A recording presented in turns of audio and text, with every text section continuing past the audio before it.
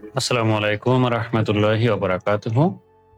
প্রিয় শিক্ষক কর্মচারী ভাই ও বোনেরা সকলে কেমন আছেন? আশা করি আপনারা সকলে ভালো আছেন। ইএফটি সংক্রান্ত নতুন আরেকটি টিউটোরিয়ালে আপনাদের সকলকে ওয়েলকাম জানাচ্ছি। আপনারা দেখতে পাচ্ছেন আমার সামনে একটি ইএফটি ফর্ম রয়েছে। এই ইএফটি ফর্ম আপনারা কিভাবে পূরণ করবেন আমি সেই ব্যাপারটি আপনাদের সামনে শেয়ার করব। তো সর্বপ্রথম এই ইএফটি ফর্মটি পূরণ করার জন্য আপনার প্রয়োজন হবে আপনার এনআইডি কার্ডের ফটোকপি অথবা অরিজিনাল এনআইডি কার্ড, আপনার এমপিও শিটের ফটোকপি অথবা অরিজিনাল এমপিও শিট এবং আপনার এসএসসি বা দাখিল বা সমমানের সনদটি প্রয়োজন হবে। আমরা এখানে দেখুন ফরমের প্রথমে রয়েছে ইন্ডেক্স নম্বর ইংরেজিতে এবং তার প্রথমে রয়েছে মাদ্রাসা নাম এবং ইন নাম্বার। তো আমরা প্রথমে মাদ্রাসার নাম এখানে দিয়ে দিতে হবে। আমি আমার মাদ্রাসার নাম দিয়ে দিচ্ছি, যদিও এর সঙ্গে কোনো বাস্তবতার মিল নাই। সো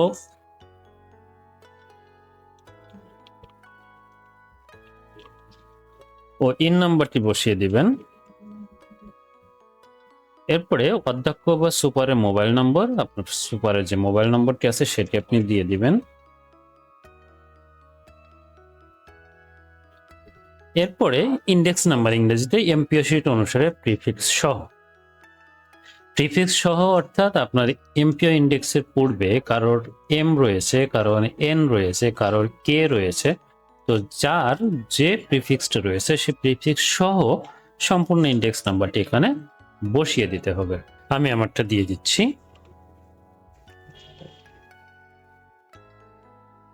এটাও কাল্পনিক। আবেদনকারীর নাম ইংরেজিতে আপনি এই নামটি কিভাবে লিখবেন? আপনার এনআইডি কার্ডটি আপনি ওপেন করবেন। আমি একটি এনআইডি কার্ড এখানে ওপেন করেছি। সেই এনআইডি কার্ডে আপনার নামটি যেভাবে রয়েছে ঠিক সেইভাবে আপনি নামটি দিবেন। তবে অনেকের এনআইডি কার্ডে ডট, হাইপেন কিংবা অন্যান্য সিম্বল থাকতে পারে। আপনারা ইএফটি ফর্ম পূরণের সময় এই ডট কিংবা হাইপেন এগুলা বাদ দিয়ে দিবেন। আপনি কেন বাদ দিবেন? আমাদের ইএফটি যে আবেদনটি এটি আসলে আমাদের বেতনের সাথে সম্পর্কিত। আপনি ব্যাংকে যে অ্যাকাউন্টটি করা হয়েছে সেটি এনআইডি ভেরিফাই করে করা হয়েছে এবং বর্তমানে এনআইডিতে কোনো ডট, কোনো হাইপেন ইত্যাদি এগুলা লাগানো হয় না। আপনি অধিকতর শিওর হওয়ার জন্য আপনার ব্যাংকের স্টেটমেন্ট যদি বের করেন, সেক্ষেত্রে আপনি আপনার উপরের নামটি যেভাবে পাবেন আপনি সেভাবে এখানে এন্ট্রি করবেন। সো আমি এখানে যে নামটি পেয়েছি ঠিক সেইভাবে নামটি এন্ট্রি করছি। আবেদনকারীর নাম বাংলায়, আবেদনকারীর নাম বাংলায় ঠিক একইভাবে হুবহু আপনি এখানে যে আবেদনকারীর নাম রয়েছে বাংলায় ঠিক সেই নামটি আপনি এখানে দিয়ে দিবেন। মোহাম্মদ বেল্লাল হোসেন। পিতার নাম ইংরেজিতে, পিতার নামটি ঠিক একইভাবে এনআইডি কার্ডে যেভাবে রয়েছে আপনি সেভাবে দিবেন। এখন এনআইডি কার্ডে পিতার নামের কিন্তু ইংরেজি থাকে না, মাতার নামেরও ইংরেজি থাকে না। তো সেক্ষেত্রে আপনি কি করবেন?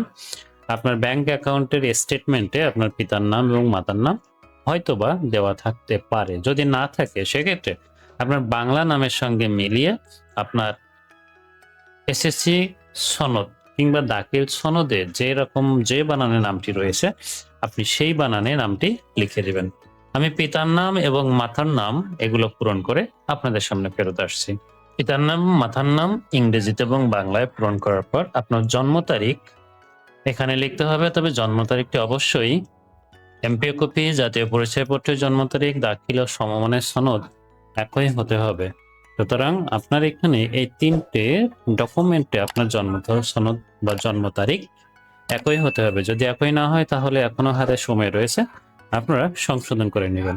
সো জন্ম তারিখটি হচ্ছে 19 অক্টোবর 1999। সো আমি এখানে জন্ম তারিখটি লিখে দিচ্ছি 19 অক্টোবর 1999।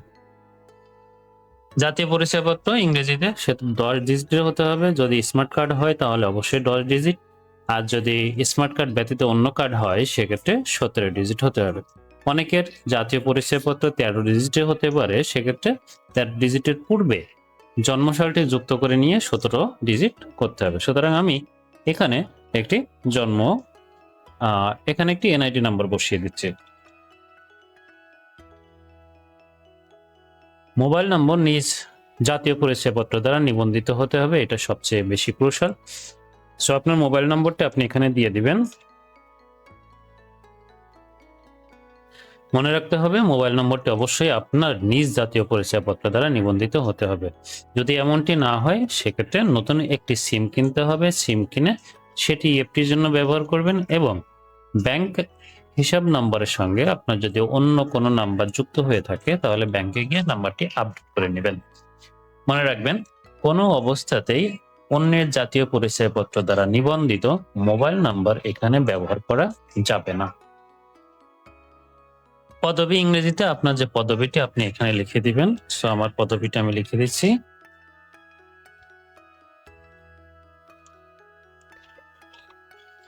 Assistant teacher. বিষয় না থাকলে নুল লিখতে হবে, এটা ইংরেজিতে। এখানে একটা প্রশ্ন আসে, বিষয়টা আপনার কি হবে? আপনি যে সাবজেক্টের বিপরীতে নিয়োগপ্রাপ্ত হয়েছেন বিষয়টি আপনি সেভাবে দিবেন। নতুন যে সমস্ত শিক্ষকগণ নিয়োগপ্রাপ্ত হয়েছেন তাদের নামের বিপরীতে ডেজিগনেশন এবং সাবজেক্ট লেখা আছে, কিন্তু এর পূর্বে যে সমস্ত শিক্ষক বা কর্মচারীগণ নিয়োগপ্রাপ্ত হয়েছেন তাদের কিন্তু কোনো বিষয় অনেক ক্ষেত্রে লেখা নাই। তো সেক্ষেত্রে তারা কি করবেন? আপনারা আপনাদের এমপিও শিটটি ফলো করবেন। এমপিও শিটে যদি বিষয় লেখা থাকে সেক্ষেত্রে আপনার বিষয়টি লিখবেন, আর যদি বিষয় লেখা না থাকে তাহলে NULL এটি লিখতে হবে। সো আমি আমার বিষয়টি লিখে দিচ্ছি। বেতন কোড ইংরেজিতে আপনি এখন কত কোটে বেতন উত্তোলন করছেন আপনি সেই কোডটি এখানে দিয়ে দিবেন। যোগদানের তারিখটা আপনি দিয়ে দিবেন। যোগদানের তারিখটা আমি দিয়ে দিচ্ছি। প্রথম এমপিওর তারিখটা আপনার যে তারিখে প্রথম এমপিও ভুক্ত হয়েছেন সেই তারিখটা আপনি এখানে দিয়ে দিবেন। ব্যাংকের তথ্যাদি ইংরেজিতে দিতে হবে অবশ্যই। ব্যাংকের নাম, আপনি যে ব্যাংকে আপনার বেতন ভাতায় আসে সেই ব্যাংকের নামটি আপনি দিয়ে দিবেন। যে শাখায় আপনার ব্যাংকের বেতন আসে আপনি সেই শাখাটি এখানে দিয়ে দিবেন। ব্যাংক হিসাব নাম অবশ্যই আপনার এনআইডি কার্ডে যে নামটি রয়েছে অর্থাৎ মোহাম্মদ বিল্লাল হুসাইন যেখানে রয়েছে এনআইডি কার্ড অনুযায়ী ব্যাংকের নাম কিন্তু অবশ্যই সেটাই হবে, এবং এটা সবচেয়ে বেশি ভালো হয় আপনার স্টেটমেন্টটা বের করে আপনি যদি দেখে নিতে পারেন।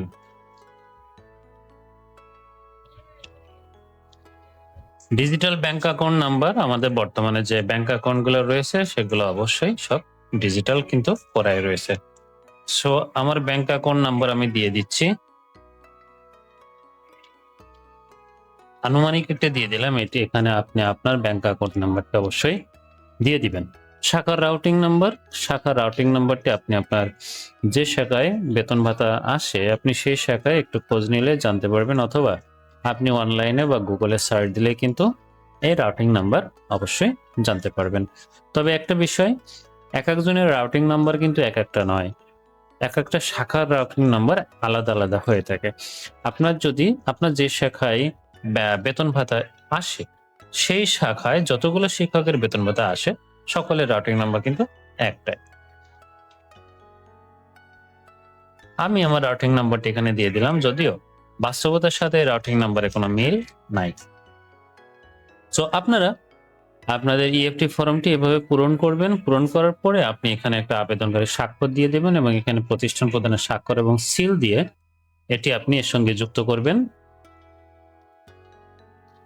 এনআইডির ফটোকপি, প্রথম ও সর্বশেষ এমপিওর ফটোকপি, ব্যাংক চেক বইয়ের প্রথম পাতার কভার পেজের ফটোকপি, এগুলো আপনি সংযুক্ত করে দুইটা সেট করবেন। দুইটা সেট করে আপনি একটা সেট আপনার কাছে রাখবেন এবং আরেকটা সেট আপনি প্রতিষ্ঠান প্রদানের নিকট জমা প্রদান করবেন।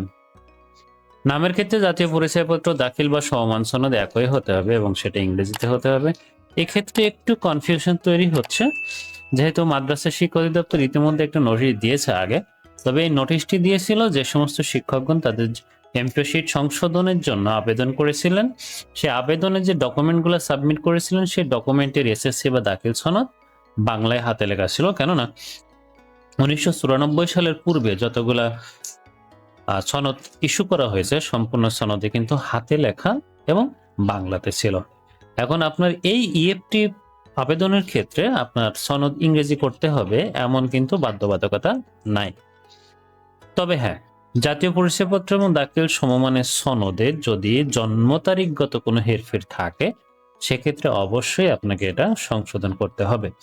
এবং আপনি এটি সহজে সংশোধন করতে পারবেন বাংলাদেশ নির্বাচন কমিশনের ওয়েবসাইটে গিয়ে। আপনার জন্ম তারিখ বা অন্যান্য সংশোধন যদি প্রয়োজন হয় সেটির আবেদন করলে খুব অল্প সময়ের ভিতরেই এটা সংশোধন হয়ে যাবে। এই ছিল আজকের মতো। আমি ইএফটি ফাইলের ডক ফর্মটি আমি আমার ডেসক্রিপশন বক্সে লিঙ্কটি দিয়ে দেবো, গুগল ড্রাইভ লিঙ্ক। আপনারা চাইলে সেখান থেকে সংযুক্ত করে নিতে পারবেন। এবং আপনার যদি পিডিএফ ফাইল প্রয়োজন হয় তাহলে আমার পূর্বের আরেকটি ভিডিও রয়েছে, আপনারা চাইলে সেই ভিডিওটি দেখে সেখানকার ডেসক্রিপশন বক্স থেকে আপনি পিডিএফ ফাইলটি ডাউনলোড করে নিতে পারেন। এ ব্যাপারে কোনো প্রশ্ন থাকলে feel free to make a comment. আজকে এ পর্যন্তই। সকলে ভালো থাকবেন, সুস্থ থাকবেন। আসসালামু আলাইকুম।